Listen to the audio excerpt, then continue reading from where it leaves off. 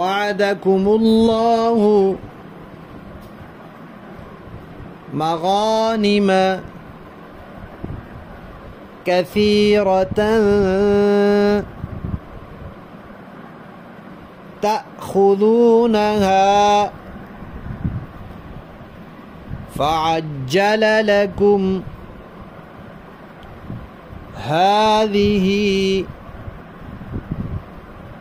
وكف أيدي الناس عنكم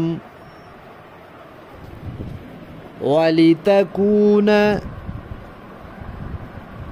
آية للمؤمنين ويهديكم